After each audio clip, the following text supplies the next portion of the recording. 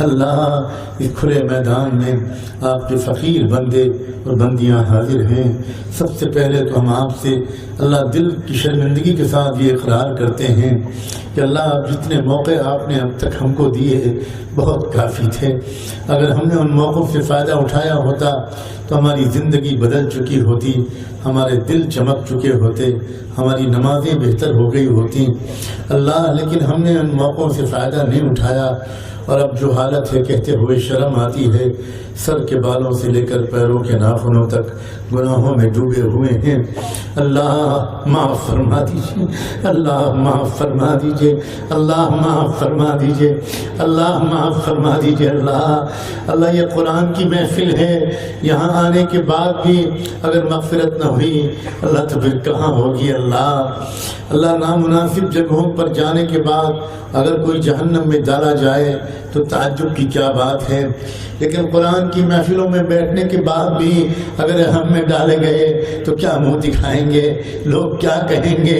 اللہ مغفرت فرما دیجئے، اللہ معاف کر دیجئے، اللہ معاف کر دیجئے۔ اللہ ہم شرمندہ ہیں، بہت پچھتا رہے ہیں اللہ وہ کام کر ڈالے جو نہیں کرنے چاہیے تھے، اور وہ کام نہیں کیے جو کرنے چاہیے تھے۔ اللہ ہم اب آپ بڑی امید کے ساتھ آپ کو پکار رہے ہیں۔ اللہ آپ سنا ہے خطا کاروں کو معاف کرتے ہیں، شرمندہ گنہگاروں سے آپ پیار کرتے ہیں۔ اللہ قیامت کے دن بخشے ہوئے گنہگاروں کے قطار میں ہمیں بھی کھڑا کر دیجیے گا۔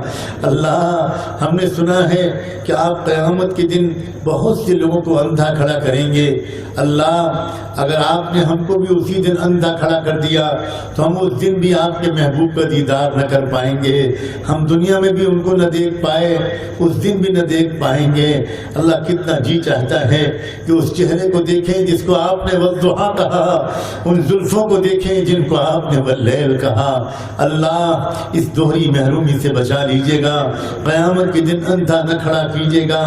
اللہ ان کے قدموں میں جگہ دے دیجیے گا، ان کے مبارک ہاتھوں میں جام کوثر پلوا دیجیے گا۔ اللہ اس پورے میدان پر ایک نظر ڈال دیجیے، ایک رحمت کی نظر سے ہم سب کو دیکھ لیجیے، آپ کا کچھ نہیں بگڑے گا، ہمارا کام بن جائے گا۔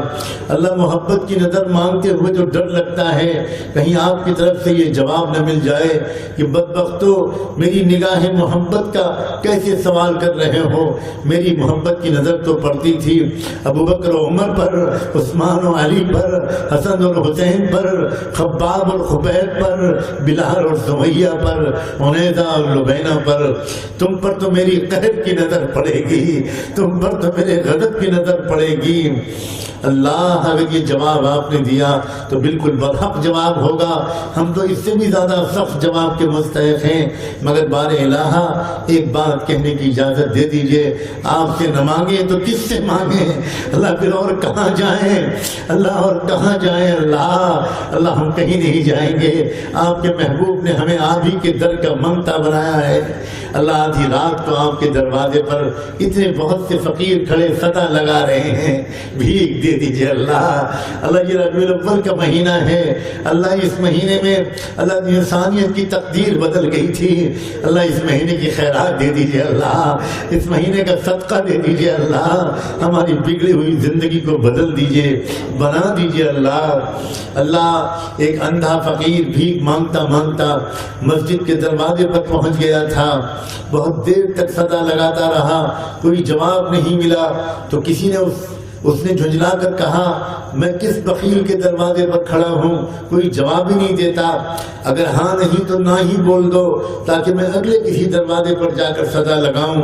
کسی نے سن لیا، اس نے آ کر کہا بابا یہ مسجد کا دروازہ ہے، اندر کوئی نہیں ہے اس وقت، کس کا جواب آئے گا؟